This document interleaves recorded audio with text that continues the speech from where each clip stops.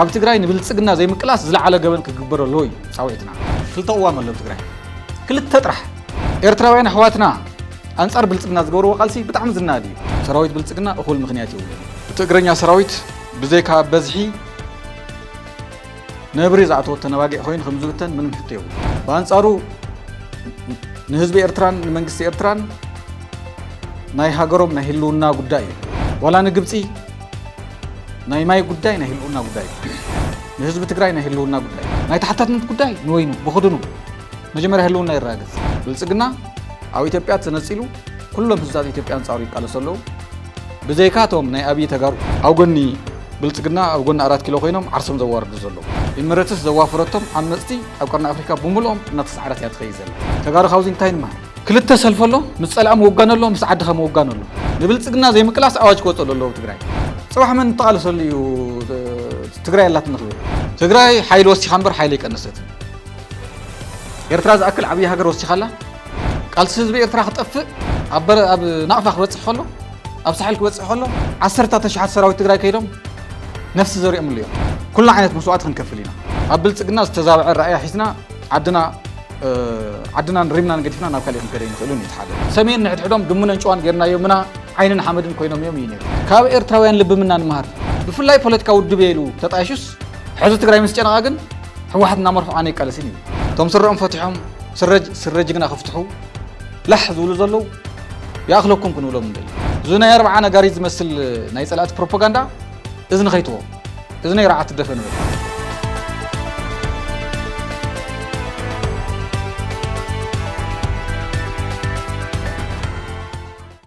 ከምታ ብጻይ ኣማኑኤል ዝጀመራ ኣብ ኣዲስ ኣበባ ኮይኖም ባይቶና ኢና እናበሉ ናይ ብልጽግና ተልእኾ ዝሰርሑ 2-3 ሰባት ኣለዉ ህዝብና ነዚኣቶም ብንጹር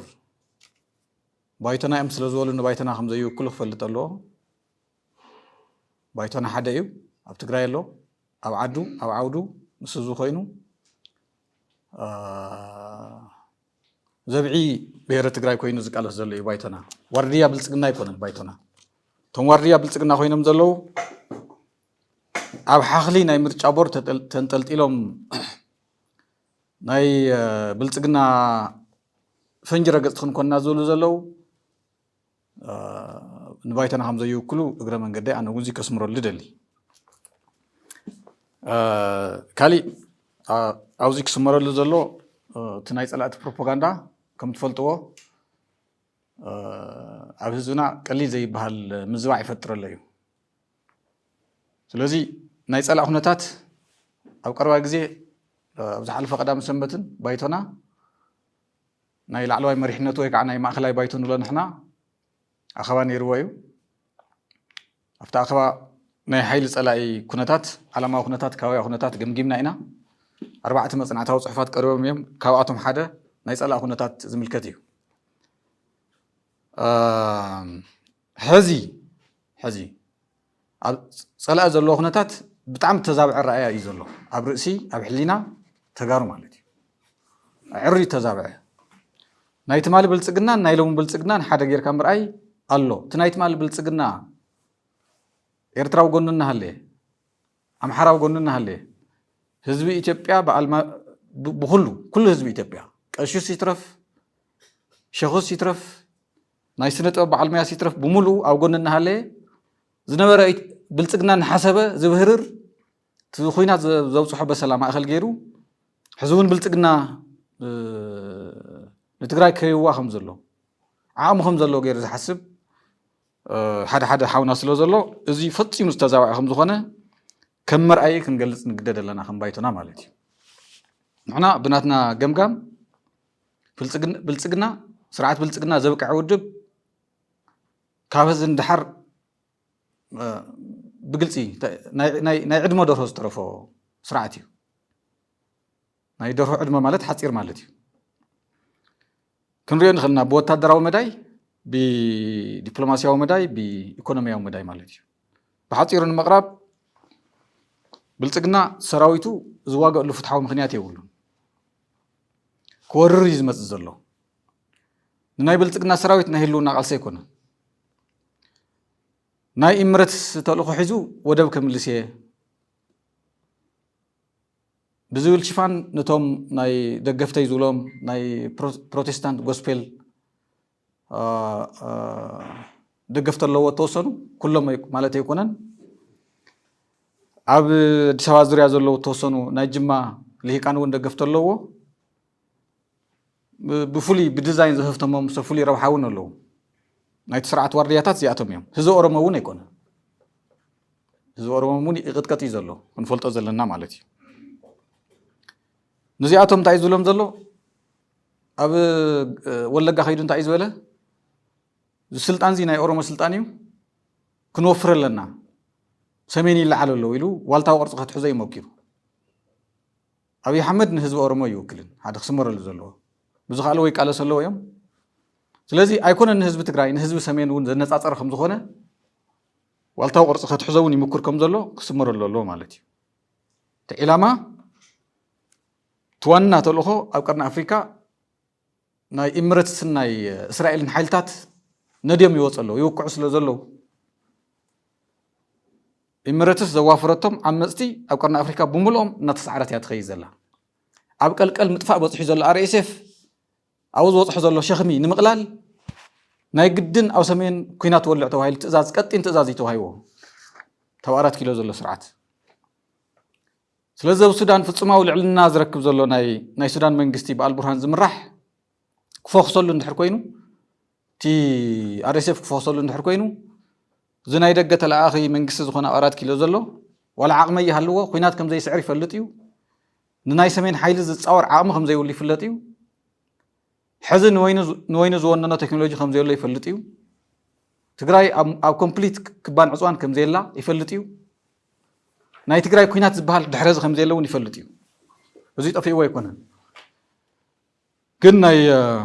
ناي لا أختو على ما بالي تي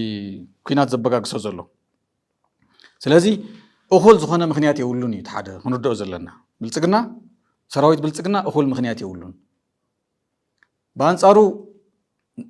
نهزب إرتران نمنجس إرتران ناي هاجروم نهلونا قدايو نهلونا قدايو نهزب تقراي نهلونا قدايو نهزب محرا نهلونا قدايو نهزب السودان نهلونا قدايو ولا نقبتي ناي ماي قداي نهلونا قدايو سلازي أخول زخونا مخنيات يقولون كواقع يخلون السراويت كم تفلتوا تي نبار سراويت ناي هو دق زنوره بزحو قز فلت بملؤ تدمسيسيو بتجينا سراويتنا تدمسيسيو حزي أما أخلاي نايت سراويت أفتو محاور ناي ما أخلاي مكونات ساتم ديم وقز مرحو ثم ما أخلاي مكونات يلون رقيفهم يوم عمري تقراي تقويرهم يوم مواقع حيلي يولون سراويت حز له أو حتصير قزية السلطنة وقع زي فلت حدش حيلي أمسي وزله سلازي تقرنيا سراويت بزيكا بزحي نبريز عطوة تنواقع خوين خمزوتن من محطة يقول عبدو زقرباز نورة تخصتاتون ترأيو هزو النافروسنا بتقرأي مصالو هزي as we speak يمصالو بستفلالي جنبارات النافروسو مالتيو كرمو مجمارو ناب تقرأي انتي كرأي مصالو ناب تفلالي خلاتون يبطن اللويو سلازي مورال زي ولو سراويت يزلو نمواليو بوتادراو عقمي بزي ملكع خنريا نخلينا بخالي بإيكونومياوي مداي نا إثيوبيا إيكونومي محير توقع إيكونومي زلو كاب تقراي كابنا إرترا خحيش خيليو جن جزيف بيروقراسي سلازلو نتي بيروقراسي زخون بزح جنزب سلازليو تي وصعتاتو بلك بزحيو تحزي بس حوزو لنا إيكونومي دكت هذه كالي كينات كتصور زغل يكون بانصارو أو سمين زل حيلي بنشتي إيكونومي خنقصاص زغل تصور نزفلت صقم حلاب زغل تقالي سون زعوات تمكرو زلوي سلازي كم نايك قدم لقحزو منقسي يلن قد محزن حنا مثلا انجليز منقس سوزي يركب غيرنا نيرنا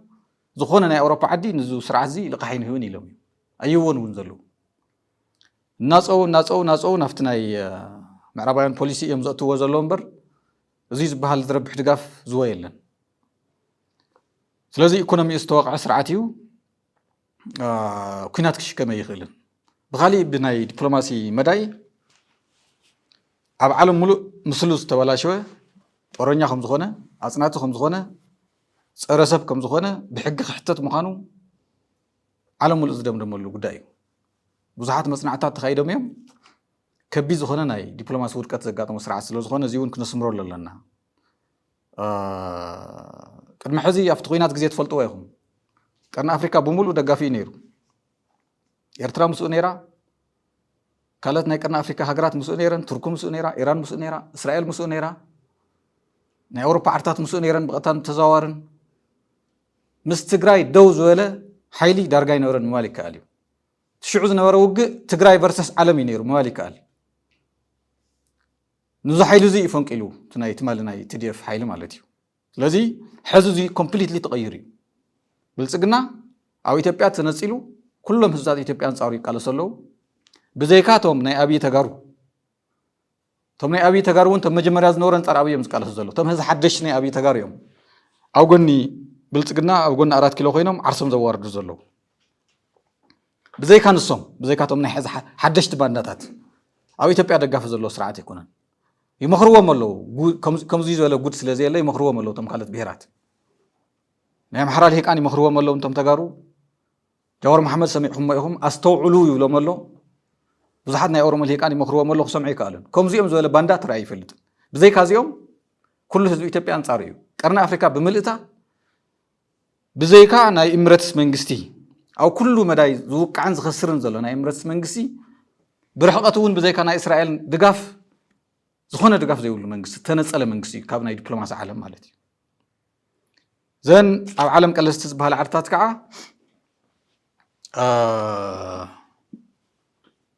ምስኡ ዝነበረን ርክብ ኮምፕሊትሊ ቀይረን እየን ከምቲ ትማሊ ናብ 4 ኪሎ ክትመፁ ኣይንፈቅደልኩምን ገለመለ ዝብልዎ ዝነበሩ የለን ነበርያ ነበረ ኮይኑ እዩ ህዚ ዘሎ ዓለማዊ ኩነታት ኣሜሪካ ትብሕቶ ዓለም የለን ኣውሮፓ ዝብሕቶ ዓለም የለን ኣብ ናይ ባዕሎም ናይ ውሽጣዊ ውራይ ተረግሪጎም እዮም ዘለዉ ዝጀመርዎ ውግእ ናይ ዩክሬን ክውድእዎ ይከኣሉ ሕዚ እውን ኣብ ኢራን ሓድሽ ውግእ ከበጋግሱ ይምክሩ ኣለዉ ንሱ እውን ናብ ካሊእ ጭንቀት የእትይዎም ዘሎ ምክንያቱ ዘሊልካ ናብ ውግእ እዩ ብፅባሒቱ መን ስፖር ፓወር ከም ዝኾነ ይፍለጥ ኣብ ካሊእ ካልኩሌሽን እዮም ዘለዉ ኣብ ከባቢና ዘሎ ጉዳይ ዳርጋ ንእምረት ንስዑድያን ንቱርኪ ንእስራኤል እየን ዝውስና ዘለዋ ምባል ይከኣል እዩ ተን ሚድል ፓወር ዝበሃላ ዘን ሚድል ፓወር ዝበሃላ ኣብ ቀርኒ ኣፍሪካ ዘሎ ጉዳይ ዝውስና ዘለዋ ከዓ መብዛሕትአን ኣብ ጎንና እምበር ኣብ ጎኒ ኣብየ ኣይኮነን ብቐጥታን ተዘዋወርን ግብፂ አንጻር ብልጽግና ኮይና ኣላ ሳውዲ አንጻር ብልጽግና ኮይና ኣላ ናይ ቱርክ መንግስቲ ተጠንቂቕዎ ኮይዱ ኣሎ ሕዚ ናይ እስራኤል ፕሬዚደንት ኣየኳ ንኽብል ክመፅእ ምዃኑ ኣይትፍራሕ ብርሕቐት ክንሕግዘካ ኢና ክብሎ ክመፅእ ምዃኑ ፈሊጥና ኣለና ሱዳን አንጻር ብልጽግና እዩ ምክንያቱም ናይ ሱዳን ጉዳይ ኢዱ ዘእተወ መንግስቲ እዩ ሶማልያ ብተመሳሳሊ ጅቡቲ እውን ከምኡ ዝኾነ መሓዛ ዘይብሉ ዝተነፀለ ኣይዞሌትድ ስቴት ዝኾነ መንግስቲ እዩ ስለዚ ኣትይዎ ዘሎ ናይ ዲፕሎማሲ ውድቀት ዝለዓለ እዩ ስለዚ ከም ባይቶና ንሕና ንብሎ እንታይ እዩ ዘብቅዕ ዘሎ ስርዓት እዩ ኣብ ብልጽግና ዝተዛብዐ ረኣያ ሒዝና ዓድና ንሪምና ንገዲፍና ናብ ካሊእ ክንከደ ንኽእልን እዩ ሓደ ነስምረሉ ንደሊ ማለት እዩ ካሊእ ጉዳይ ባንዳታት ዝምልከት ተጠቂሱ እዩ እንታይ ኢና ንመንግስቲ ፃውዒት ክነቕርብ ንደሊ ጉዳይ ታሕታትነት እዩ ነቱ ዝገብርዎ ዘለዉ አንጻር ብሄረ ትግራይ ዘቕንዐ ናይ ባንዳታት ስራሕ ናይ ታሕታትነት ጉዳይ የለን እዚ ኣምሪርና ኢና ንቃወሙ ኣብ ትግራይ ልዕልና ሕግን ታሕታትነትን ክረጋገፅ ኣሎ ክልተ ዓይነት ባንዳታት ኣለዉ ብናትና ኣረኣያ ክልተ ዓይነት ባንዳታት ኣለዉ ናይ ደገ ባንዳ ኣሎ ናይ ውሽጢ ባንዳ ኣሎ ተጋሪኦም እዚኣቶም ክልቲኦም ማለት እዩ ቶም ናይ ውሽጢ ባንዳ ንብሎም ቶም ሓምሻይ መስርዕ እዮም ቶም ሓደገኛ ንብለው ናይ ብልጽግና ሓይሊ ዘይኮነስ ዝወድቕ ዘሎ ፀሓይ ተዓርቦ ዘላ ናይ ብልጽግና ሓይሊ ዘይኮነስ ተሓምሻይ መስርዕ ንብሎ ኣብ ውሽጥና ኮይኑ أما خطهم زلوا نامسله أو قلنا هستو جراي كم زلوا نامسله أوشتنا وش تجراي نانكذا نسأل السرح مالتي حمشاي مسرع مالت تقال نسوق هاوناي سبين جنرال توصديو نمادريد بربعة أنفت تخيوان هالوت أوشتي حمشاي مسرع الله مسألة السرح في بس كل من زبال مالتي أما تصاو جوجل كتقول وتخليه أوشتنا ننايد قص على السرحو الله قال يوم نانا طريق هذا لون الشواتري وما لهم نبيت فرد خارو خلوس بس بلتقنا يسرحو سلاز نور يخبال كله ثم بندات نايد فتحوهم يقولون نيرهم حيز خيرهم كن نعهد كنا نسرح نيرنا ورديا بلتقنا نيرنا وش تخينا في بس كل من نخينا نيرنا يقول يمسكر له بعلم يمسكر له مالتي زغنا تقرأي كناس دس زولا سبيل جن تحرجينيا حيلي كوين زرقنا أب تقرأي زلوا حمشاي مسرع نايوشتي من كزينا صرح لونانا صرح نزي حزيل زخيد مرحنة كعلو أب سراويتونا لفت بفلاك عفتنا يجنبار عززتي سقوم تخصصنا تجبهم ناي أرمى عززتي بتخاطر هالخمسة تحساسوين نفلنا هنا التحساس يومي نزيهم حزيل زخيد زلوا ناي جنبار عزازن ناي ودب حوحتني تلازي بحمشاي مسرع مقنيات زبالاش خوينات انتليو زتعناقف ناي مخته قداي انتليو زحتتو زم كل تاكلاتي مقنياتو ابوم زفلطو حمشاي مسرع اكلات حقيفهم يخدلو ازين حزبنا خنفلط اندلي سلاز ناي وشت بانداتات كحتتلو ازيهم تصلمت بانداتات ينانولو تصلمتي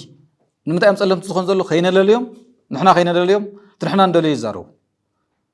بهاجي حزب تግራይ يزارو تمص عاد بانداتات تمبؤم زفلطو ناي سراويت منقسقاس اب محورا ميديا يبتنو ناي تديف ጉዳይ اب محورا ميديا ززارب زي يحتتلو نمنتاي زي يحتت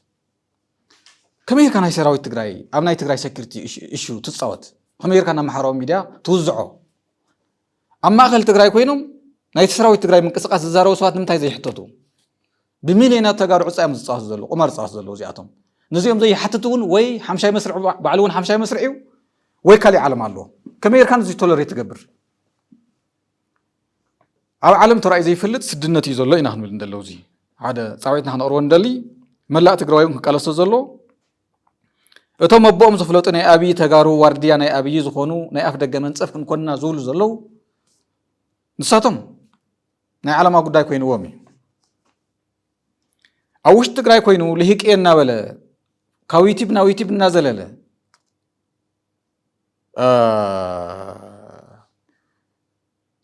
كوينات ترفل من قد خليش زلنا نابلة أنت يقبل له نسأل أز حجز لهيك إني هو حتى وزلوا عدي أي واقعن أي كلا سنيول ناي تقرأي قداين حد ودو بحليف زهم مالتي نتقرأي ديفند المقبار ناي تقرأي هلونا نمحلاو زغونا ودب كتمخني أي تخيل ناي كل تقرأي قديت أيو تم تصوو تم واقازو خفولو جاقانو سماعتات أنا أمينهم بدحرنا حلو وايم نتقرأي لهم يم تسويهم بزيهم يوز قل الزلو عدق حدي كاوص عايزو الزلو ناي كندي شحات توادق له أجندا خمسو خانة زنقع لهيك إيه نوالد صارت تقرأي تسلفة وردة يازخونه لهيك أب تقرأي نية قلي زي بحال حلفنا السماء خمس الله كله أنصار بهيرة تقرأي تسلف خازياتهم مون كحتتلهم تايز بحال بخرا قلدي يلن إلى دوره بحال أمنا هلونا قلسي مزغل تزلو كبيد ناي سنل بنا قلسي مزغورنا زلو تمنى سيسوق إليكم نزوت زلو نزي يوم نو علم سرهم فتحهم سر جقنا خفتحوا نو علي قالسن جن سر جقنا يفتح نو على تخرمي وخالت وانت تخرمي وين صلايد كهاويبو زخوينا زي كوينات كان زول ليك لا تقراي غداينا تزي كويندا نايمن غداينا نحنا كنا نوقع زلنا ناي افغانستان غداي ناي رواندا غداي ناي ايران غداي وين ناي كالي غداي ناي سودان غداي كنا نوقع زلنا ناي تقراي ناي هلونا غداي ناي لالو نوت غداينا نوقع زلنا زو غداي كايكونن يولو زياتهم تايم كغور حاسيوم تمالي اي من صباح كم تساتم زحسوو ብልጽግና ናብ መቐለ እንድሕር ኣትዩ ኣፍታ ዝፈረሰት ትግራይ ክነግሱ ስለ ዝደልዩ ናይ ስልጣን ስሳዓት እዩ ዞም ስሳዓት እዚኣቶም ብሓባር ንመክቶም ትግራይ ንምሕላው ናይ ማንም ፈቃድ የድልን ናይ ኩላትና ግዴታ እዩ ሓደ ክስመረሉ ዘለዎ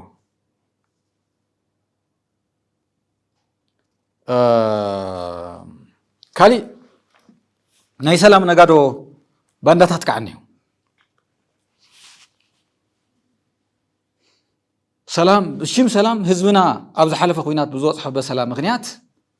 ብዚኣ ተበሊጾም ታብህራረ ንሳ እናተጠቐሙ ሰላም ይዘለካ ህዝቢ ትግራይ ናወሉ ዝሕጭጩ ግን ፍጹም ፀረ ሰላም ዝኾኑ ሰላም እናወሉ ውግእ ዘዋልዱ ቶም ናይ ኣብይ ተጋሩ ንብሎም ዘለና ኣብ ውሽጥና ኮይኖም እውን ገሊኦም ልሂቃት ኢና እናበሉ ገሊኦም ዩቱበራት ኢና እናበሉ ኣብ ልዕሊ ህዝቢ ትግራይ ስነልቦና በብመዓልቱ እናተኮሱ ዝውዕሉ ዝውግእ እዚ ይውግእኻን ዓድኻ ከይትከላኸል ካብ ትግራይ ውፃእ ትምህርትታት ባዶ ኮይነን መቐለ ፅሞና ዓሲልዋ ኣሎ ዝኾነ ቦታ እናመረፁ ሰብ ዘይብሉ ሰዓትን ተኣሽሙ ይመርፁ እሞ ካሜራ ልዒሎም ባዶ ኮይነን ከተማታት ትግራይ ዝብሉ ኣብ ዓለም ብዙሕ ባንዳነት ተራእዩ ከምዚኦም ዝበለ ናይ ባንዳነት ስራሕ ግን ተራእዩ ይፈልጥ ሓደ ክነስምረሉ ዘለና ካብ ህዝቢ ትግራይ ንላዕሊ ሰላም ዝፀሞ ሰላም ዝደሊ ህዝቢ የለን ዋላ እቶም ናይ ሕወሓት መራሕቲ ዋላ እቶም ናይ ኣርሚ መራሕቲ ኣነ ንኩሎም ይረኽቦም እየ መብዛሕትኦም እቶም ናይ ኣርሚ መራሕቲ ምስቶም ናይ ሕወሓት መራሕቲ እውን ብዙሕ ምይጥ ጌርና ኢና ከም ሃገሮም ሰላም ዝፀሞም እዚ ንሕወሓት ምጥዋቅ ዝመስሎ ንትግራይ ክቃለስ ዘይደሊ ስሩዕ ዝፈትሐ ክህሉ እዩ ኣይግድሰናን ስለልቦና እዚ መራሕቲ ሕወሓት ይኹኑ ሰራዊት መራሕቲ ድሌት ውግእ ይኩን መን ይውግእ ዝደሊ ዘሎ ንሕና ድና ሰራዊትና ነዋፍር ዘለና ናብ ናይ ካሊእ ዓዲ ክንወርር ኣብ ሪብና መረበትና ደይኮናን ዘለና ከምቲ ናይ ቅድሚ ሕዚ ጉራ ዝተዛረበ ናይ ወታደራዊ መራሒ ሪኢኹም ዲኹም ወይ ፖለቲካዊ መራሒ ኣሎ ድዩ ልዕሉ ኩላትና ሰላም ዝፀምኦም ወታደራዊ መራሕቲ እዮም ዘለዉ ልዕሉ ዝኾነ ሰብ ሞት ካባና ንላዕሊ እዮም ዝፈልጥዎ ኣካል ምጉዳል ካባና ንላዕሊ እዮም ዝፈልጥዎ ናይ መስዋእቲ ትርጉም ልዕሉ ኩላትና እዮም ዝፈልጥዎ ምክንያቱ ብዙሕ ምዕራፍ እዮም ዋጋ ከፊሎም ነዚ ዓዲ እዚ ንምፅናሕ ትግራዋይነት ንምቕፃል ብዙሕ ዋጋ እዮም ከፊሎም ዞም ጀጋኑ እዚኣቶም ገለገሊኦም ገዛ እውን የብሎም ንሓበሬታኹም ናይ ኣርሚ መራሒ ኮይኑ ገዛ ዘይብሉ ሰብ ኣሎ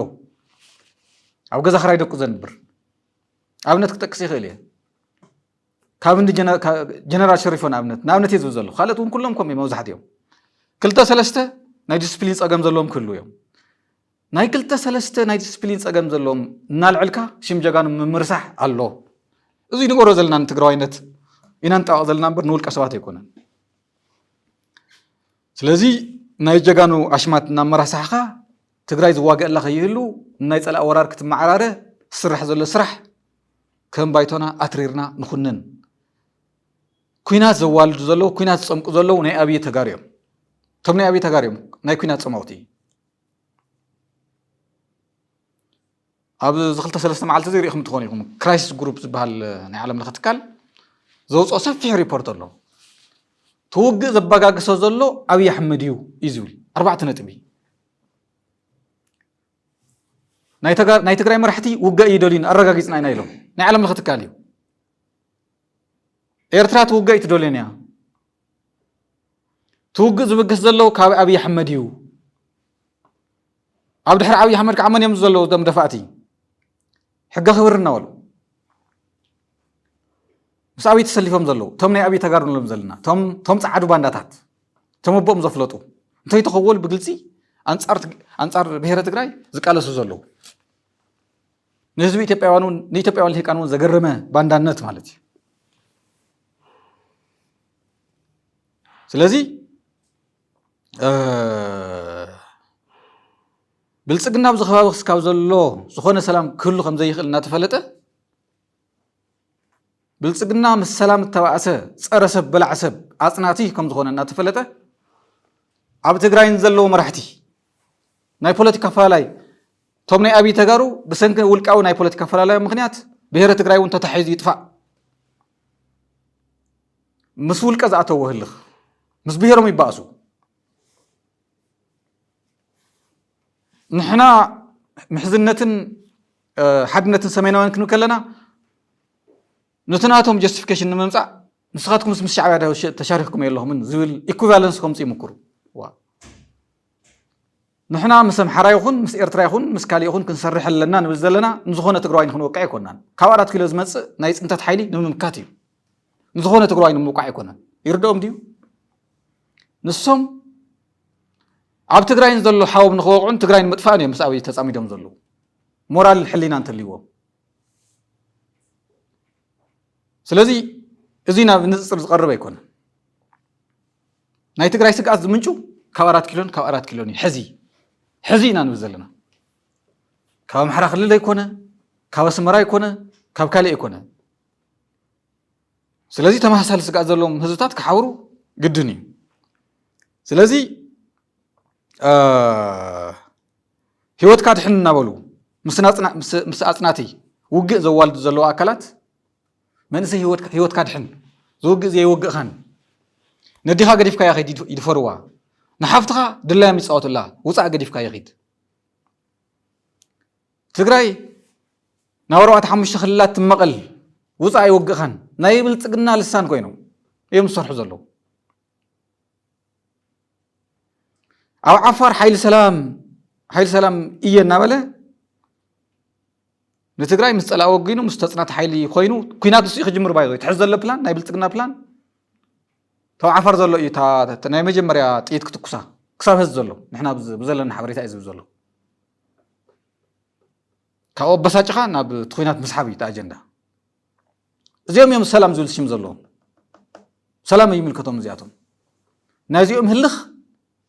بسنكي اوشت حوحات بزقاطمه ناي سلطان مجممع تግራይ ون تجمع تطفاء زبل لغام على زخونه ጭካነ እዩ ዝረአ ዘሎ ስለዚህ ቶም ዓፋር ዘለው ገለገለ ሕዋትና ህዝቡን ጻውዒትና ክንቅርበሎም እንደሊ ናብሓኩም ኣይተኩሱ ናፍቱ ፈንቀላይ ንኹሎም ተጻዋታት ፈንቂሉ ጅግነቱ ዘራገጸ ትዲኤፍ ናው ይተኩሱ ዝግዜ እዚ ሓለፋ እዩ ግዜ መተዓዛዘብ እዩ መንፊቲ ግዜ ጽባህ ተሓፍሩሉ ጉዳይ ኣይትስርሑ ተዝኒ ዓፍራ እዩ ሓልፍ እዩ ኣብ ውሽጢ ትግራይ ዘሎ ፍልሊ ናይ ሓሳብ ፍልሊ ቀሲልና ክንቃለሶ ኢና ካባናን ላዕሊ ዝጸጎመ ሰብ የለ ንሕና መኸተ ዘይንዋገ ሰባት እውን ናይ ሕወሓት መራሕቲ ከመይ ከም ዘጸጉምና ንፈልጥ ኢና أصدقمت يوم نفلتينا قلنا يتقرأي قداي بزخونة مخنيات مسألة تحبري واللهن بزخونة وشتاو مخنيات نايفتح قلت نايسأل أول رياخ تكوني واللهن بزخونة قريتها بير كان عبد خان ريم كان كتكحدي واللهن زيك نص مرور لنا سلازي نتوم ناي سلام شكتي سأرى سلام سلازخونو نحنا هنا سلامنا خنعقب زلنا نمبر نايمان سلام سمينا زلو أب تقرأي زلنا هنا توم سراو مرحت سراوي تقرايو اتو عدين رمين قديفه كيدن زلو يو سلام صميو زلو ساتم يم كورنا نغزانا زمز زلو نحنا يكوننا كنور نخي زلنا كنمل ندل مالتي بخالي فلسفه مناسي زملكتي ازيون بصلاي كالكوليتد بزخانه منغدي تقراي منسي الواخت كون كاواتي طشمشم قبلا بدحري خمتو اقيدو زلفت ملني مدرا شفا خمز غورو تقرأي نم حمش تخلات كتبتن نبرخت كون نايكها ودبات جاچحو تنبينز بهالكلل اندرتاز بهالكلل ويكع عجمز بهالكلل والقايتون بغير نغوندور خيد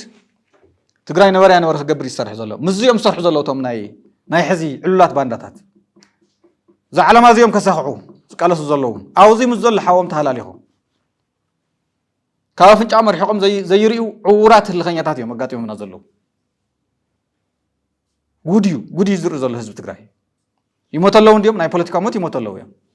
كمتا بلصقنا تانا حزب وغن تخفيتوا بوليتيكال سوسايد اندي خفصم بوليتيكال سوسايد يخفصم بلصقنا نتو ناي سمين حيل زصاور نتو اب ኢትዮጵያ ዘሎ اب قرن افريكا ዘሎ انصار زقنا حيل زصاور زخون حيل يولو كرر مسألة سيسفاير كبلية تتولاشا بو دغنا عملي خسلطني ما عاد منس يليو كم عدل كو هاودي وهاون حبيرنا نريو سيسفير سمع حيل الذي يكون رينا زيرو تمنس يكفلس زغبر زلو ناي بلطقنا علما نمسخاي منسينا كاب تግራይን ላዕሊ መንሰይና ካብ ትግራይን ላዕሊ ውሕስ ቦታ ይብሉ ካብ ትግራይን ላዕሊ ውሕስ ዝኾነ ቦታ ክንእልሽ የብልናን ኣብ ትግራይ ውሽጢ ናይ ውሕስና ፀገም ትሕረሉ ውሕስ ክትከውን ክንቃለስ ዘለና ንሕና ኢና ኣዲስ አበባ እቲ ናይ ፅንተት ማእኸል መንግስቲ ዝኾነ ናይ ውሕስና ማእኸል ክኾነ ይኽእል እቲ ናይ 4 ኪሎ ሰብኣይ ታወግን ተወልዕዋ ከዓ ኣዲስ አበባ ኣብ ቀረባ ግዜ ናይ ምድርና ሲኦል ምዃና ዘይተርፍ እዩ እዚ ሓደ ኩሉ መንእሰይ ክፈልጥ ኣለዎ ዘይተርፍ እዩ ሒዞሞ ዘሎ ፕላን እንደገና ክነስምረሉ እንደሊ ንአዲስ አበባ ዝኸዱ ዘሎ መናእሰይ ብልጽግና ኣብ ግፋ ኣብ ኢትዮጵያ ሙሉእ ዝጋደሉ ስለዘለ ይገፍፍ ኣሎ እንታይ ቀጢል መምርሒ ወሪድሎም ኣሎ እንተምናቱ ትግራዋይ እንተኮይኑ ህዝቢ ከይትገፍዎ ኣብ ትግራይ ዘሎ መንእሰይ ፀረር ኢሉ ክሳብ ንአዲስ አበባ ዝውድእ ኣፍ ደገ ምስ ዓፀና ገዛ ዓፂና ክንገፎ ኢና ኣንጻር ትግራይ ክነሰልፎ ኢና ነቶም ተጋሩ ኢና ክነዋደኦም ናብ ኣዲስ አበባ ትኸይድ ዘለኻ ትግራዋይ መንእሰይ ጽባሕ ተገዲድካ ተሓኒቅካ ብድሕሪት ክላሽን ተቐባቢሉልካ كيد نديخات فقط بالها تقرأ كتقرارس تسلم تاريخ صراحة بالها سلازي نحنا نقول نحلف صعويت ندشوات خيز اللي خامن سين عدها تملس طلو تيتعصوا كتكيد تحسب زلها دوبل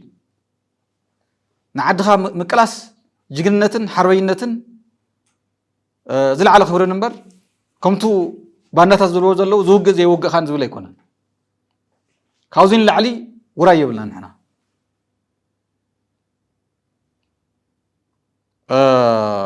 قتو عالم زقرنا قياس صرح منسي حزون تماثال قياس صرح بس ما حزت نايك ألسنا خوينو صرحيو كربارب زلو سلسة حزون كسمر الله زدلي بلتسقنا حيج وزل حدقن يا بلان كقد دوميو حد غزا تصنيعيو تصنيع حد غزا زعرفو له زلو مالتي تصنيعيو كغففيو ناب تعليم كاتيو تبطعم زحزن نتقرا يطفي اخبار نحنا نزارب لنا ناي بانداتات صاوعيت ماخل غيركم عدهم ايتقدفو عاوزيك نحلفو ندلي كاوتم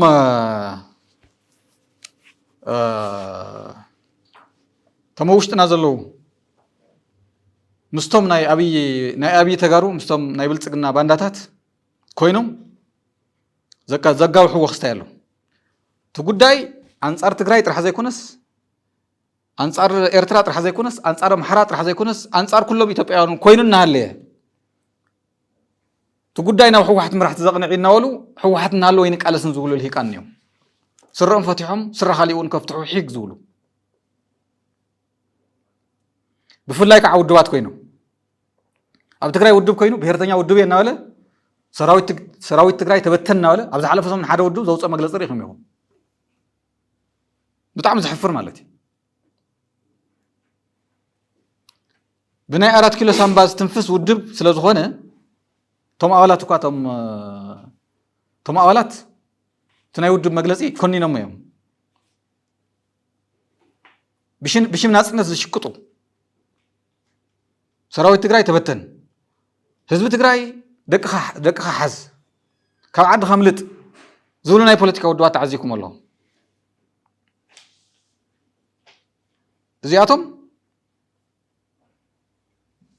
ጽባሕ ኣብታ ዝፈረሰት ትግራይ ንእሽተይ ሓንቲ ጣብያን ተረኺብና ንዋ ክንነግስ ኢና እቲ ኣጀንዳ ስለዚኦም ንንቀሐሎም እቲ ሓደ ክንዛረብ እንደሊ ካብኡ ንሕወሓት ኢልና ንገብሮ ቃልሲ የለን ንሕና ንትግራይ ኢልና ንዓድና ኢልና ንገብሮ ቃልሲ እምበር ንሕወሓት ኢልና ንገብሮ ቃልሲ የለን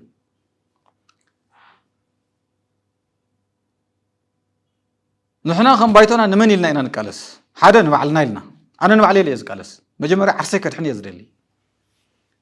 ሕልናይ ናፃ ኮይኑ ክቃለስ እየ ዝደሊ ፅባሕን ድሕር ፅባሕን ትግራይ ፅባሕ ፖለቲካ ኣብ ትግራይ ክሰርሕ እንድሕር ኮይነ ትግራይ ክትህሉ ኣለዋ ንሕወሓት ብምርጫ ክስዕሮ ዝደሊ ምእንታ ክስዕሮ ፅባሕ ዓዲ እዚኣ ክትህሉ ኣለዋ ሓሳባተይ ከስርፅ ዝዓዲ እዚኣ ክትህሉ ኣለዋ نحن واحد تقم نحن قد محس تزاربنا هنا نحن واحد تزابع الرأي أن تقرأي كم زي تقم ونينا خالي ودوب كوينا جن كم تبص يا ماني الزولو حوحات حد عقم ناي تقرأي بأنصار مخته حوحات حد عقم ناي تقرأي كمكتي نتقرأي كورن ما تأخذ مكتي ولا له أبزي أمسوخ نسرحنا أيكون مسحوحات مستمت مال سف زي الجبن سرحو ناي إرترا ناي محران حال تعطون كنسرحنا مس كله تقرأي إن فاكت مس كله تقرأي أبنا هلون ناتجارو حاولنا نسرحنا إلا هنا أزي نتبهر زلنا تقداس نتيو طعي أمر زلوا مسحلين أزلوا زي يردوي يحبون يزقوا وامزي مس كلهم تجارو حابيرنا نسرحنا نمزلنا نمنتاي تهزني مارش قير سلندلي تقرأي مرة لخت نكف سلزين دلي تقرأي نتنا نصوص سلزين مهرنا أوشت بزول قريتها نفس لا تسلف زول تاريخ سلزيله كم تم حدا كم شيء عنك فن زول زلوا نيشتي مخنياتنا على شو نباندانات مكردام سلزي زمزل لطفات أنصار تقرأي راح يكونن أنصار حزب إرترايو أنصار حزب محرايو أنصار حزب أوروميو أنصار قرن أفريقيايو أو سودان إيدوتيو له منجس إثيوبيا نابزي تو إيديو له مخنياتو إمرسأت نابزولته إيو زعتو كم يزال غدنيا مورال زي ول منجس يله شورت سايت ديو تصبو نغير تسرعت افتح حصر ناي بروجكت يو خمراز زخل امبر صباح زمص كونسيكونس زيفلت كلهم حالتا اراغفوهم انتو زولنا يون تግራይ حيل وسي خمبر حيل يقنستن ኤርትራ ዝአክል ዓብይ ሃገር ወሲ خلا አምሓራ ዝአክል ተዛዓበይ ክልል ከኦሮሚያ ወፂ ዝዓበይ ክልል ወሲ خلا እዚኦም ከማና ልክ ናይ ህልውና ሓደጋ ዘለዎም ህዝታት እዮም ትክክል እዩ بسنك ناي وشتنا ناي بوليتيكا تحزان بسنكي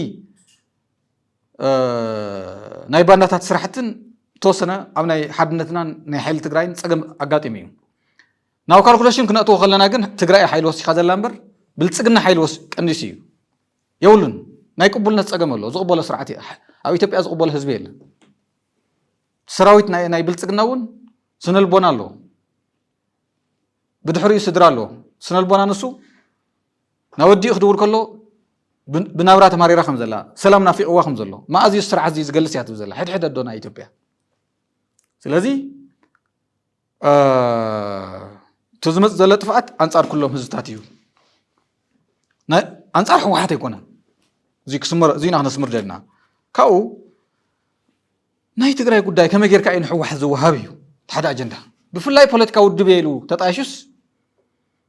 حواتنا لو يقال سنزول كمان تعينت بوليتيكيا عايزي بوليتيكيا يكونن مالتي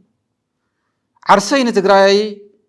تحرزن تግራይ حليفه زهاوكو ايه نتግራይ كقالس ايه نهز تግራይ زغاطمو تصاوو حلفنت كوسد زبل ኢሉ ፖለቲካ ፓርቲ አጣሽን ተበቀ ህወሓት ንሕራልዩ ወይ አነ ናብ ስልጣን ሕዚ ደይበ አይቃለስን አንጻር ትግራይ ኮን ይዝብል ኮም ዘለ ዘስሐቅን ዝሕዝን ነገር የለ ንሕና ከም ባይቶና ናይ ትግራይ ጉዳይ ንዝኾነ ውድብ ሕሊፍና አይንህብ بزخونة مخنياتون بزخونة وشتاو مخنيات أما سامسنا حزب تግራይ من قراقراتين هالي ناو حدا خنا قالعو يكونن قديفنا يخن كيد يكونن كل عينت مسوعات خنكفلينا ስለዚህ እዞም ከምዚ ዝገብሩ ዘለው قوام كفتشوا نتحاسب ندل خالي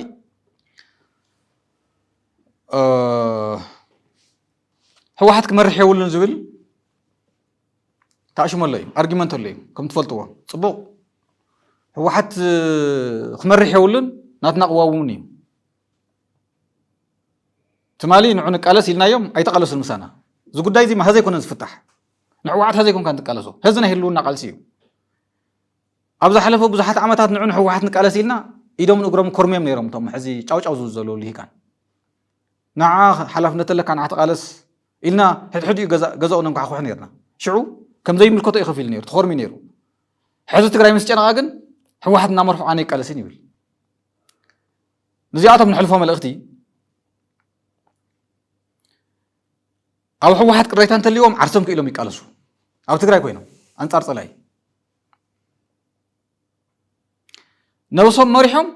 يقالسوا نحنا نقالس ديالنا نحنا من حوحات ما أخلاي كوميتي لنا من حوحات فتصام سرح لنا ناي بايتنا فتصام سرح له ناي بايتنا لعلواي مرارها ما أخلاي بايت له بوزينا نمرح زلنا مسراويتنا فولي ركب لنا مغنياتو ناي تبهر والتاي سراويت تجراي عاوزي كنحجزهم ندلي زخالنا يو ناي بوليتيكا سرح له ناي بزح ناي دبلوماسي سرح له نسرح لنا بزخالنا يو كنسلف تقوينا وكنسلفينا خمتات مال تسلفنا يا تمالي أنصار بلتقنا مسانا تقلص نيرم تقلبيتهم حزي فتوت بلتقنا زخونو نانا خاخوقسنا بمورال زمكرون له كابس أرى بلتقنا نامناي بلتقنا دقفت ورديا بلتقنا تغير سوات كما يقولون نخلي بتقلبت أني خاص يخولو تمالي ناي إرترا منقستي ويكعنا إرترا سراوي تملكتنا نزارو يمسوا من نفط ميدياتات كدما هذا عمت ويكع دحر بريتوريا ناي منقست إرترا قوا من هزن حدا ديو سنل بوناهم يسرح ديو بحال زلهم دحر بريتوريان كدما بريتوريان زلو ناي إرترا منقستين ناي محرا ناي فانو حيلن قوامم تيفتشكم كما يقولكم تماسالي تريتمنت تغورو قبل علزيوم تمالن صار تግራይ ነይሮም ሎሚ ናይ ህልውና ሓደጋ ኣለና ንተሓጋገዝ እዮም ዝብሉ ዘለዉ ከመይ ካ ተማሳል ተዘረባት ተዛረብ ትማል ተዛረው ኖርካ ኪዳንን ህዝ ዘላ ኪዳንን ዝተፈላለኹም እዩ ዝብሉ ሰዋት ስለ ዘጋጠሙን እየ ኣነ ይኹን ተቀይረ ሰራዊት ኤርትራ ትማሪ አንጻር ብልጽግና ነይሩ ሕዚ አይሚን ናይ ብልጽግና የማና ኢድ ነይሩ ሕዚ ናብ አንጻር ብልጽግና ተቀይረ ናባና መጽዩ ተማሳል ቃል ክዛሮ ፋኖ ትማሊ ወርድያ ብልጽግና ነይሩ ሎሚ ጸረ ብልጽግና ኮይኑ ተማሳል ቃል ክዛሮ كم زبال بوليتيكا له زيون كسمر له سلازي اتوم حوحتنا له ينقالس نزولو ما وعلهم تقالسوا كم نحنا نقالسوا زلنا قديتهم قداي تግራይ نخالي حلفكم ايتهو بعلهم ريسك وصلوا بعلهم كتمرحوا تقالسوا ويس افتا سلطان زي تقميطنا يملكتنا نيني وانت زي تمريص كاخه نعمت فتحوا مرص عند حرموتيو انت زي تمريص كاخه بقى تمرص منغستي ناتو غدا إلكا مسألة أخسلف تزي تمريص كاس نهز تግራይ ክትብቀሎ مسألة ኮይንካ ብዙ ይትሕቶ ነቅርበሎም እንደል ማለት እዩ ስለዚህ ቶም ዓዱ ዒላት ቶም ስረኦም ፈቲሖም ስረጅ ግና ከፍትሑ ላሕ ዝብሉ ዘለው ያኽለኩም ክንብሎም እንደል ነዚኦም ዘይሓተተ መራርሓውን ክንቃለሶ ኢና ኣብ ውሽጢ ትግራይ ዘሎ ዋላ መኸተ ይሃሉ ነዚኦም ዝፃወር ትግራይ ዝበለፀ ክትነቅዝ ዝገብር ከም ዘሎ ዝመሪሕነት እዚ ተሓወር ከም ዘሎ ነተሓሳስብ እንደል ማለት እዩ بخالي نحنا كنا تحسسوا ندلي في الله كعنو تمنجستي نتي زوازح ومبر لنا حمسة خدمة حدا لنا زول ودب نتصراوي تجراي نم حلال فملختي عب تجراي نبلتصقنا زي مكلاس زلع على جبل كجبر لوي صويتنا تزخف نايز عبد حلف حدا عمتات كابت تجور خدعات تزخف خدعات كم زخونة كم زيجر كاي خصوص زلوا نبلتصقنا زي مكلاس مسألة يكونا نحنا ناي بوليتيكا بوليس إشي يكونا نوقع زلنا تجراوينت ناي مقتصالن ناي زي مقتصالن إشينا نوقع زلنا عشان حتى جاروز تسوق له قداي حضرهم ناي مقبالن ناي زي مقبالنا نوقع زلنا ناي حنكا قداي يكونا سلنا حرشة بوليسي ناي تمرت بوليسي ناي تعينا بوليسي يكونا نوقع زلنا زي هزب زي كم هزب فتنا له كوز فتنا زي ناي موسع ناي كلها نتجارو حلفنتيو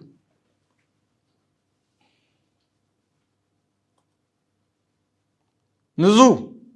بناي دقة تلقو بناي إمرت تلقو عندار بوليس حيزو نتقرأ هزون كخباز مكروز له عم باخو سراويت حيزو أوصل استورح وكل تورح السلت أنا كنا زي فلت حصارات أكيو عسل سراويت أكيو كوركم إيه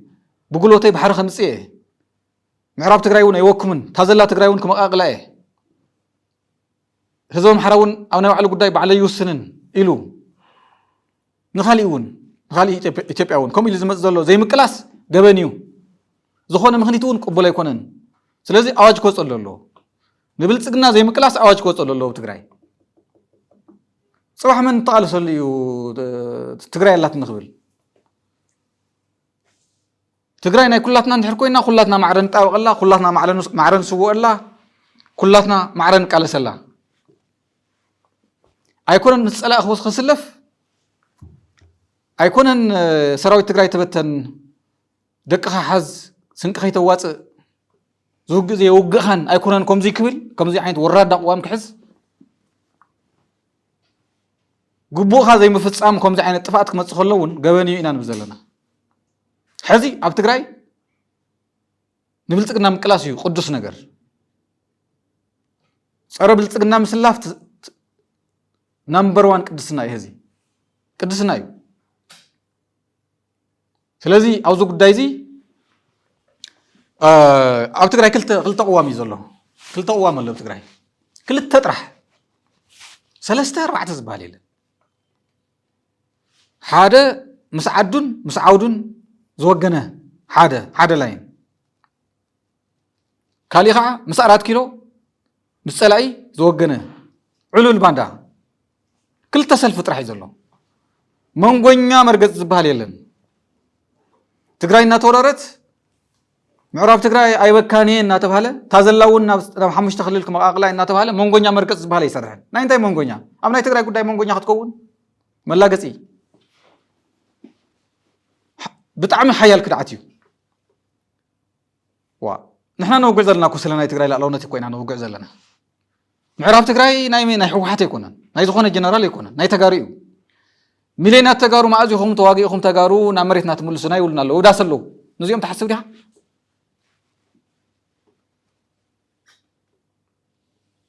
መንጎኝነት ሓይሊ ትግራይ ቀኒስካ ከይቃለስ ሓይሊ ትግራይ ቀኒስካ ምጸላእ ምውጋን እዩ ናብ ጸላእ ሓይሊ ምውሳኽ እዩ መንጎኛ ዝበሃል ቋም የለን ኣብ ናይ ትግራይ ወራይ ኣብ ናይ ገዛኻ ወራይ መንጎኛ ትኾን ዲኻ ገዛኻ ናይ ውልቃኻ ገዛ እናተወረረሲ መንጎኛ ትኸውን ዶ እዩ ከመይርካ መንጎኛ ትኸውን ናይ እንታይ መንጎኝነት ኣብ ዓድኻን ኣብ ዓውድኻን መንጎኝነት ዝበሃል ኣይሰርሕን ሞራል እንተልይዎ ምስ ሕሊና እንተልዩ ከመይ ገይሮም ናይ ትግራይ ጉዳይ መንጎኛ ይኸውን ናይ ጎረቤት ዓዲ ኮይ ኮና ነውግዕ ዘለና ናይ ሱዳን ጉዳይ ናይ ሊብያ ጉዳይ ኮና ነውግዕ ዘለና ነውግዕ ዘለና ናይ ትግራይ ጉዳይ እዩ እዞም ባንዳታት እዚኣቶም ብልጽግና ኩሉ ሓይሎም ናብ ትግራይ እናምፀ ብጭቆ ይውሉን እምነቶም ኣብዚ ሰራዊት እዚ ኣብዚ ናይ ጸላእ ሰራዊት እዩ ንሱ ጠሸምሸም ምስ ኣባላን ትግራይ ሓንቲ ኩጀት እውን ተረኺብና ኣብኣ ክንነግስና ዝብሉ ሕሊና ኣልቦ ሰባት እዮም ይርድኦም ድዩ ኣብ ታሪክ እንታይ ኢሎም ከም ዝለዓሉ እዚኣቶም ኣብ ድሕሪ ሞት ጅግና ቦና ሃፀይ ዮሃንስ ዝለዓሉ ሓደ ሰባት ኣለዉ ሓቀይ ካብኣቶም ንላዕሊ እዮም ክለዓሉ እዚኣቶም ከም ህዚ ኣይኮነን ከምቲ ህዚ ህልኽ ናይ ዓፍራ ጉዳይ ኣይኮነን ስለዚ ክልተ ሰልፍ ኣሎ ምስ ጸላእ ምውጋን ኣሎ ምስ ዓድኻ ምውጋን ኣሎ እዞም ምስ ጸላእ ዝወገኑ ሓቢርና ንቃለሶም ተሓታትነት እውን ይስፈን ትግራይ ናተይ ዝብል ድሕር ኮይኑ ትግራይ ተሓቶ የማልእ ይቃለስ መን እዩ ክቃለሰሉ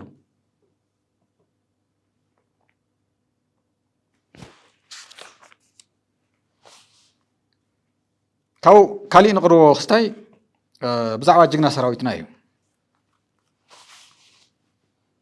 አንቶ ተዛሪበ ስለ ሰራዊትና ማሕበራዊ ሚድያ ዝውዝዑ ዘለዉ ዝኾነ ናይ ኦሮሞ ብሔር ናይ አምሓራ ብሔር ናይ ወላይታ ናይ ሶማልያ ዝዛረበ የለን ስለ ሰራዊት ትግራይ ቶም ናይ ኣብይ ባንዳታት ጥራሕም ዝዛረቡ ዘለዉ ትልሚ ሰራዊት ትግራይ ሽቶ እንተይወቕዐ ኣብ መንገዲ ክተርፍ ናብ ጸላእ ክበፅሕ ሞ መንገዲ ክተርፍ እዮም ዝገብሩ ዘለዉ ስለዚ ብናይ እዚኦም ጻውዒት ዓላማ እንታይ ምዃኑ ተረዲእና ሰራዊትና ነጠናኽር ናብ ሰራዊትና ንጸንበር እንደገና ሓድሽ ታሪክ ድሙቕ ታሪክ ንስራሕ ኢና ሓደ ጻውዒትና ሽም ጀጋንና እውን ንዓቅብ ኢልና ኢና ሓንቶ እዚውን ክነስምረሉ እንደሊ ካሊእ ጻውዒትና ጽምዶ ነጠናኽር እዩ ብግልፂ ኢና ክንፅውዕ ጽምዶ ክንብል ቅድሚ ሕዚ ቅዋም ናይ ጎረባውትና ክሳብ መሊእና ንምርምር ምሕዝነትን ሕብረትን ሰሜናውያን እናበልና ኢና ጸኒሕና ህዚ ብሽሙ ኢና ክንፅውዖ ሓደ ናይ ትግራይ ቁም ነገር ዓብይ ቁም ነገር ዝገበርዎ ናይ ትግራይ ናይ ወታደራዊ ልሂቃን ሓደ መሰረታዊ ሕቶ መሊሶም እዮም ን4 ኪሎ ዘናወፀ ታይቱ ን4 ኪሎ ዘናወፀ ኣብ 4 ኪሎ ዘሎ ፀረ ሰላም ዝኾነ ሓይሊ ኣጽናተ ሓይሊ ከምቱ መንግስቲ ናይ ኤርትራ ሰራዊት ዝገበሮ ንዕዋቅዑና ክብል ከሎ እምብልና ችድ ኢሎሞ ጀጋኑ ኢልና ተሓቢና ችድ ኢሎሞ ከም ድሙ ችድ ኢሎሞ نعنو فانو واقعني كل كله تشهدي لهم مشعون 4 كيلو شعو تناوي صايا بوليتيكان زرد يزو زلو ازي يو كالكوليشن ما ينورن سمين نحد حدوم دمنا نچوان غيرنا يومنا عينن حمدن كوينوم يوم ينيرو ازي ناي تግራይ ፖለቲካል ሳቪ እዩ ናይ ፖለቲካ ውሕልና እዩ ኣብቲ ክድነቑ ዝግባኦም ክድነቑ ኣለዎም እዞም ጀጋኑ እዚኣቶም እዙይ ተገይሩ ማርሽ ተቐይሩ ቀርኒ ኣፍሪካ ዋልታው ቅርፀት ሒዙ ሰሜን ስንሳ ኩሉ ሰሜናውያን ፖለቲካኦም ብብረት እዮም ዝፈትሑ ሕዚ ከዓ ዝገደደ ናይ ሰራዊት ኤርትራ ጀኖሳይድ ፈፂሙ ፋኖውን ጀኖሳይድ ፈፂሙ ትግራይ ከዓ ምሳይ ኮይኖም ሕንኦም ክፈዲኦም ዝብል ነይሩ እምበኣር ትግራይ ናትካ ተለኣኺት እያ ንኻሊእ ወሎ ንሶም ተሸዊዶም ትማለኾም ገይሮም ኣለዉ ትግራይ ከምኡ ኣይትገብርን ተዋሂሎም እንታይ ኮይኑ ዘሎ ሕዚ ታ ጭንቀት ታ ፅበት ኣብ 4 ኪሎ ኣባና ኣይኮነትን ጭንቀት ዝበሃል ይብልና ክባን ዕፅዋን ተሰይሩ እዩ ህዚ መሓዛ ኣለወ ይኮናን መሓዛ ኣለና መፃምድ ኣለውና ኖት ኦንሊ ኣብ ጎረባውትና ኣብ ከባቢና እውን ኣብ ዓለም እውን ደገፍት ኣለውና ህዝቢ ትግራይ ጓና ኣይኮነን ህዚ መሓዛ ኣለወ ይኮነን ከም ትማሊ ሕሽኪ መሓዝት ኣለዎ ሓንቲ ዝመንፈራ ኮይኑ ዘሎ ናይ 4 ኪሎ መንግስቲ እዩ ዘብቅዐ መንግስቲ እዩ ባላንስ ኦፍ ፓወር ኮምፕሊትሊ ሽፍት ገይሩ ንብል ዘለና እውን ጉራ ይኮነ ተህዲድ ይኮነ መን እንታይ ይርክበሎ እንታይ ዝሕሰብ ዘሎ ስለንፈልጥ እዩ ወታደራዊ ምስጢር ንሕና ውዘይ ንዛረብ ንወይኑ ዝወነኖ ቴክኖሎጂ የለን ሹሕ ግንባር ክኾነ እዩ ንብልፅግና ትግራዋይ ክትተብዕ እምበር ክትርዕድ የብልና ንብል ዘለና ሓደ ናይ ሓደ ውድብ መራሒ ከቢድ ፀገም ይመፅና ዘሎ ይብል ነይሩ ከም ተለመደ እዞም ሰባት ኣብዚ ክእርምዎ ኣሎ ትዝቐለለ ፀገም እዩ ዘሎ ሕዚ ዝቐለለ ፀገም ትማሊ ነይሩ ከቢድ ንዚ ከቢድ እዚ ህዝቢ ትግራይ ፈንቂልዎ እዩ ዓለም ዘገረመ ጅግነት ሰሪሕ እዩ ህዝቢ ትግራይ ሕዚ ዘሎ ፀገም ዝቐለለ እዩ እንታይ ዝበሃል 50 ሎሚን ንሓደ ሰብ ሸኽሙ ን50 ሰብ ገይፅ እዩ ኩናት ፅቡቕ ኣይኮነን እዚ ጠፊእና ኣይኮነን ትግራይ ህዚ ግን መፃወ የብልናን ኣብ ክባ ኣይኮንናን ዘለና መሓዙ ተፍሪና ኢና እዚ ኩሉ ትግራዋይ ክርድኦ ክእል ኣለዎ ሕወሓት ካሊእ ህዝቢ ትግራይ ካሊእ ናይ ትግራይ እሹ ምስ ሕወሓት ዝተሓዝ ጉዳይ የብሉን ንሕና ንካልኦት ንኸስስ ነርና ናይ ትግራይ ጉዳይ ሲ እንቶም ካብ ተጋሩ ወፃእ ዝነበሩ ናይ ትግራይ ጉዳይ ምስ ህዝቢ ትግራይ ተሓዝዎ ንብል ነርና ህዚ ከዓ ተጋሩ ኮይኖም ምስ ህዝቢ ትግራይ ሕወሓት ትግራይ ከጥፍእን ዝመፅእ ሓይልስ ናይ ሕወሓት ጉዳይ ይብሉ ኣብ ሓደ ርእሲ ክልተ መልሓስ ስለዚ ህዝቢ ትግራይ ኣብ ታሪክ 3-4 ግዜ ምስ ህዝቢ ኤርትራ ኮይኑ ሰሚሩ ተላፊኑ ፀሚዱ ታሪክ ሰሪሕ እዩ ቃልሲ ህዝቢ ኤርትራ ክጠፍእ ኣብ ናቕፋ ክበፅሕ ከሎ ኣብ ሳሕል ክበፅሕ ከሎ 10,000 ሰራዊት ትግራይ ከይዶም ነፍሲ ዘሪኦም እዮም ግልኮስ ተተኺሉ ዝነበረ ቃልሲ ህዝቢ ኤርትራ እቶም ጀጋኑ ናይ ትግራይ ተጋደልቲ ከይዶም ኣቢሎም እዮም ምክንያቱ ቱ ጉዳይ ትግራይ ንምድህሳስ ኤርትራ ንምድህሳስ ስለ ዝነበረ ሕዚ ተመሳሳሊ ትረንድ እዩ ዝመፅእ ዘሎ ኣብ ናይ ጀብሃ ቃልሲ ተጋሩ ኢድ ኣለዎም ኣብ ካልኦት ቃልስታት እውን ተመሳሳሊ ናይ ኤርትራ ሰራዊት እውን ስለዚ ትማሊ ህዝቢ ትግራይን ህዝቢ ኤርትራን ንናይ ሓባር ናይ ደገ ወራሪ ሓቢሩ ዘምፅኦ ዘመዝገቦ ዓወት ኣሎ እዚ ክንዝክሮ ኣለና ከም ኢንፑት ክንጥቀመሉ ኣለና ገለገለ እዮም እንታይ እዮም ክብሉ እዚ ምስ ሰምዑ ዘረባ እዚ ምስ ሰምዑ ትማሊ ሰራዊት ኤርትራ ዝገበሮ ፋኖ ዝገበሮ ረሲዖም ከምዚ ይብሉ ኣለዎ ባይተና እዮም ክብሉ ሓደ እዚኣቶም ናይ ፖለቲካ ደናቑር እዮም ካልኣይ ንሕና ነውግዕ ልዕለና እውን ስለ ናይ ኤርትራ ሰራዊት ኣይተቃወሙን ኣይተቃለሱን ብኣካል እውን ልዕለና ፋኖ ዝገበሮ ኣብ ዘመን ሰፍ ዘይብል ወይ ከዓ ሰራዊት ኤርትራ ዝገበሮ ሰፍ ዘይብል ገበን ልዕለና ኣይተቃለስዎን እዚ ዝርስዕ የለን ዓለም ይርስዕ ተጋሩ ይንርስዕ ንሕና ነውግዕ ዘለና ጉዳይ ህልውና ኢና ነውግዕ ዘለና ንሶም ረሲዖሞ ናብ ብልፅግና ስለ ዝኾኑ ካሊእ እውን ዝርስዕ ዘሎ ይመስሎም ወርድያ ብልፅግና ስለ ዝኾኑ ከምኡ ይመስሎም ኣሎ ኤርትራ ንባዕላ ክትብል እያ ክትቃለስ ህዚ ናይ ህልውና ጉዳይ ናይ ሃገርነት ናይ ህልውና ጉዳይ ፈተና ኣለዋ ንባዕላ ክትብል እያ ትቃለስ ፋኖ ዘለዓለም ናይ ሽንጥሮ ተዋጋኢ ጉሬላ ፋይተር ኮይኑ ከይተርፍ ንባዕሉ ክብል ይክቃለስ ንባዕሉ ክብል ህዚ ከራኡ ክስሕል እንታይ ትግበር ዘላ ኣዲስ ኣበባ ይርድኦም ከሎ ዝኾነ ቅሪት ናይ ሰሜን ኣብ ኣዲስ ኣበባ ከይህሉ ኣዲስ ኣበባ ብምልእታ ኦሮሞ ክትጨንያ ትግበር ዘላ እዙይ ተረዲእዎ እዮም ሓራይ ህዝቢ ሰሜን ብቀዳማይ እንታይ ሓስቡ ነይሩ ናይ ፀለምቲ ውግእ ብተንኮል ትውረር ኣለኻ ኢሉ ንጎስጓስ ኣብ ልዕሊ ንህዝቢ ኣምሓራ ከምቲ ተለመዶ ሞኪሩ ንኻሊእ ወሎ ኢሎሞ ንሕና ንጌታቸው ረዳ ኣይኮናን ንሕና ናይ ኣብይ ተጋሩ ኣይኮናን ተረዲእና ይፅወታ ትማሊ ዝገበርናዮ ስህተት ይኣኽለና እዮም ኢሎም እዙይ ዓብዪ ልቢ ምና እዩ ቁጥሪ ሓደ ፀላኢና ኣብይ ኣሕመድን ኢሎም ናይ ኣምሓሮ ልሂቃን እዩ ዝብል ዘለኹ እግረ መንገደይ እውን ክሕልፎ ዝደሊ ናይ ኣምሓሮ ልሂቃን ዝገብርዎ ዘለዎ ቃልሲ ክምስገን ዝግባእ እዩ ኤርትራውያን ኣሕዋትና ዝገብርዎ ዘለዎ ቃልሲ ኣንጻር ብልፅግና ዝገብርዎ ቃልሲ ብጣዕሚ ዝናድ እዩ ኣዋና እዩ ዘሎ ትፀገም ናይ ኤርትራ ዩቱበራት ዝገብርዎ ዘለዎ ቃልሲ ናይ ሚድያ ዘርእይዎ ዘለው ምንባብ ዘርእይዎ ዘለው ስምረት ንኣና ኣብነታዊ ክኾን ዝኽእል እዩ ስለዚ እቱ ናይ ሰሜናውያን ሕብረት ንብሎ ዘለና ኩሎም ኢንፋክት ንሰሜን ጥራሕ ኣይኮ ሰሜን ዝብል ዘለኹ ሰራዊት ህዝቢ ናብ ሰሜን ይመፅእ ስለ ዘሎ እዩ ኣብ ኦሮምያ እውን ይቅጥቅጥ እዩ ዘሎ ስርዓት ኣብዚ ሚሽኮት ክንግበር ኣይኮና ንደሊ ዘለና ኣብ ልዕሊ ኤርትራ ዝግበር መጥቃዕቲ ናይ ትግራይ መጥቃዕቲ እዩ ናይ ትግራይ መጥቃዕቲ እውን ናይ ኤርትራ መጥቃዕቲ እዩ ናይ ኣምሓራ እውን ተመሳሳሊ ከምዚ ዓይነት ስምረት ተዋዲዱ እዩ ናይ ብልፅግና ፍንጫ ክስበር ዘሎ ብናትና ርድኢት ድሕረ ሲስፋየር ዝበሃል ኣይሰርሕን እንቶም ናይ ደገ ላእኽቱ ተኣማሚኑ ሲስፋየር ኢሉ ዝውላዕ ዘሎ ሓዊ ፖለቲካል ሶሳይድ ንባዕሉ ለብሊባ ክተጥፎ ኣለዋ ክሰናበት ኣለዎ ስርዓት እዚ ትብዓትን ጅግንነትን ምትእስሳርን ፅምዶም ምጥንኻርን ዘድሊ ስለዚ ከምቲ ኩሉ ግዜ ንብሎ ብሓድነት ብሄረ ትግራይ ንምድሓን ንቃለስ እዩ እዚ ብውሽጢ ናይ ፖለቲካ ፈላላይ ምክንያት ብናይ ውሽጢ ናይ ፖለቲካ ፍልሊ ምክንያት ናይ አይዲዮሎጂ ፍልሊ ክኾን ይኽእል ናይ ኣረኣያ ፍልሊ ክኾን ይኽእል ናይ ፍትሓውነት ምጉዳል ወዘተረፈ ክኾን ይኽእል ብዙይ ምክንያት ብናይ ውሽጢ ዋላ ብረታት ሒዝካ ናተዋጋእካ ፀኒሕካ ኣይኮነን ዶ ናይ ሓሳብ ፍልሊ ኣብ ውሽጢ ሓደ ዓዲ ሕድሕድ ውግእ እናገበርካ ናይ ፀላእ ወራር ክመፅእ ከሎ ብሓደ ይስለፍ ኣብነት ክንጠቕሰልኩም ኢና ንኣና እውን ንተጋሩ ኣብነት ክኾነና ስለ ዝግባእ ማለት እዩ ከም ባይቶና እውን ምስ ሰራዊት ትግራይ ይኹን ምስ ሕወሓት ይኹን ምስ ዝኾነ ትግራዋይ ይኹን ሓቢርና ክንሰርሕ ኢና ኣብ ህልውና ክንብል ዝገበረና ናይ ዓለም ታሪክ እዩ ሕዚ ግን ኣብ ዓለም ዘየለ ታሪክ ይስራሕ ዘለዎ ዝሰርሑ ዘለዉ ዞም ናይ ኣብይ ባንዳታት ናይ ኣብይ ተጋሩ ንብሎም ዘለና ንኣብነት ጃፓን ካብ 1937 ክሳብ 1945 ናብ ዝነበረ ኣይሚን ቻይና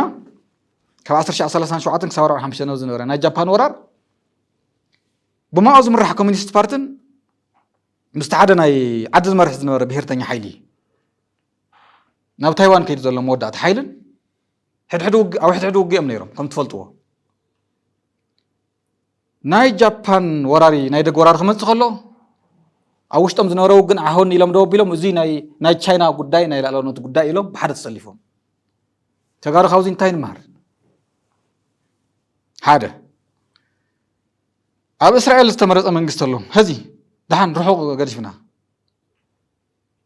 እስራኤል ጉዳይ ናይ ናሽናል ሴኩሪቲ ኮይኑዋ ምስ ኢራን ክትዋጋእ ከላ ንረብሓ ክትብል ዝተመረፀ መንግስቲ ኣሎ ዝተመረፀ መንግስቲ ቅድሚ ሕዙን ገሊፅና ኢና ካብ ስልጣን ወሪዱ ንግዚኡ ናይ ወርታይም ሊደርሽፕ ኣጣይሹ ንኩሎም ተናሓንሕቲ ውድባት እውን ሓቂፉ ናይ ሓባር መንግስቲ ኣጣይሹ ካብ ኢራን ዝመፅእ ጥቃዓት ተኸላኺሉ ብሓባር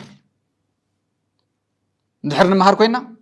ኣብ ዓለም ዘሎ ብሉፃት ተመክሮ ንምሃር እንድሕር ኮይና እዚ እውን ሓደ ዓብዪ ትምህርቲ እዩ ኣብ ቅድሚ ዓይንና ዘሎ ህዚ እውን ዝቕፅል ዘሎ ሳልሳይ ብሪጣንያ ብ1940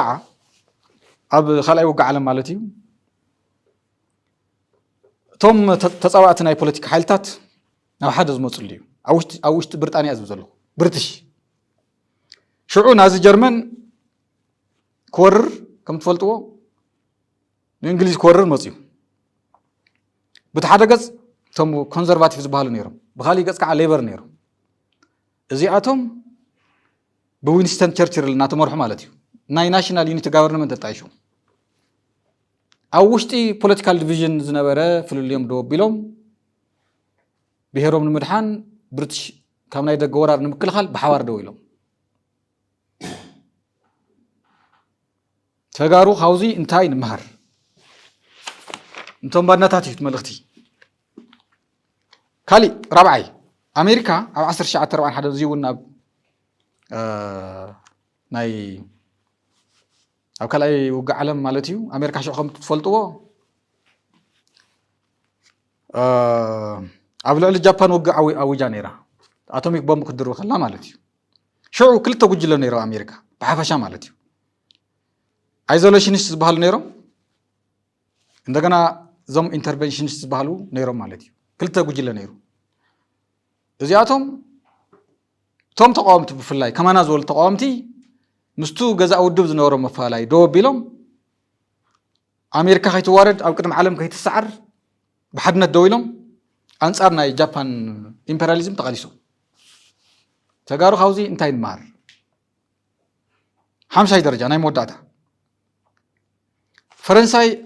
ብተማሳለ 1904 እዚ እውን ናይ ናዚ ወራርክ መጻ ከሎ ተማሳለ ከም ናይ ብሪጣንያ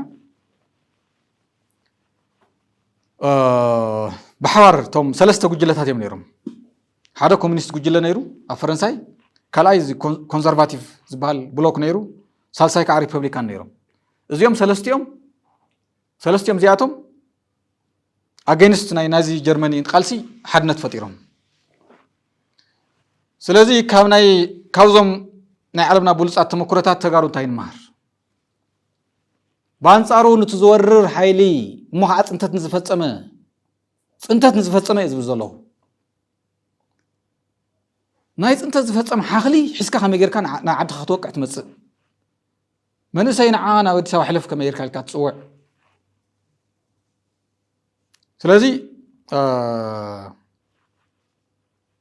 بحفشان تا يخبل دلي حطوتات لكم كنا دامصكم هنا سخون حطو نزونا خنا محلال فندلي بدمرو حزب تግራይ ጅግና ህዝብ ኢኻ ታሪኽካ ምስክርዩ ትማልኻ ምስክርዩ ህዝቡን ብዙሕ ኣይተጋገኸን ብዙሕ ተፈቲኑ እኮ እዩ ትግራይ ናይ ታይዝ በሃል ናይ 40 ነጋሪት ፕሮፓጋንዳ እዩ ዝኽፈተላ ዘሎ ጫው እዩ ዝንየ ብቶም ባንዳታት ትግራይ ክትፈርስ زونا يربع أنا قاريز مثل نايسالات بروباغندا إذن خيتوه إذن يرعى تدفن بل عوريمكا شغيلك حز تقراوينتكا عرف تقراوينتكا تنع حدنتكا تنع شيم جاقان خو عقب وش تعوفر ليكا بيحدى رقمته كومتوني عالم تمكرون زارو زلنا مالتي قالوا بحو حتى يمرحن مستراوي تقراي سلف نزول انتليو بواعلو من قد يقالس تقراي من كليو يقالس حلفنا توصيدو خم حدا جغنا تبع انت تقراي زحلق ناي تقراي قداي ما نمحلفه يوين يلو خم تحنا نغور زلنا يقالس حوحتنا انا يشق كما يشقرنا خمزلو كندي زيد ودا بصحفنا لهم بعلنا اينا نفلت هزم مزراوا قداس يكون بتعم شقارو دو ينفلتينا حاوير كان مسرحون دلاي ديسبلين يالها دلاي ناي الرأيا أما ختون حدا تخونك عشقاري جن ناي تقرأي قداين حوحت وهابي يكونني تحرق نصمر لندلي سلازت عمك يكونن مسحو واحد السرح ويمزخونه تقرأي السرح حدا زيو خالي إرتراوين حواتنا زقور وزلو قالسي دقيمنا مسجنا نحن أورول لمدة نوع علم كل ولا نتخونه تمالي تجور عنتو تقي شيء ما نمزرو سعيد لن نيرترا إلنا نقول قالسي لنا إحنا عزيز لنا تجارو ريبنا نمحلاونا نقول زلنا قالسي نساتم زر إيوه زلوا تواديد كام مسرح أنا أبنته وخونا له نايت على بروباغندا مخشاف زقور وزلوا سرح هزون دقيمة مسجنا يقروا ولا ميدل مالتي زت توادده ورد توارد تلخو أزفلت سرعتيو أو زلوا توشت أم زلوا قدين أنا زملكتي يكون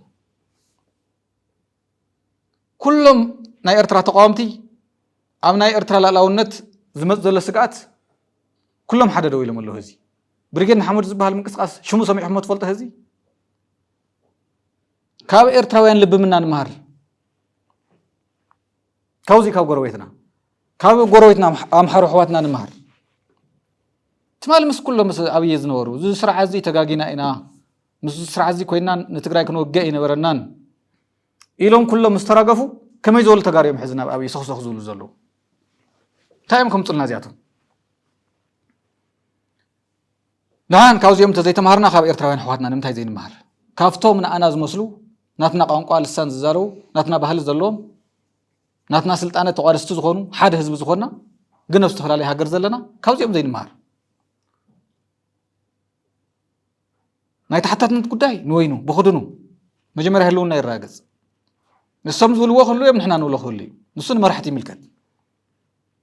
تمالن زغورو تكبر دقيفو ويرنيقو وي بفقرهم زعوده سبيل نوقع زلنا انصار إرترا زقنعنا ناي هاجرهم هلونا له انصار تግራይ زقنعه زصنحه هزون زلو زقص زلو انصار محرالو خالي له اوزي يونايتد نخون ኢና ክንብል እንደሊ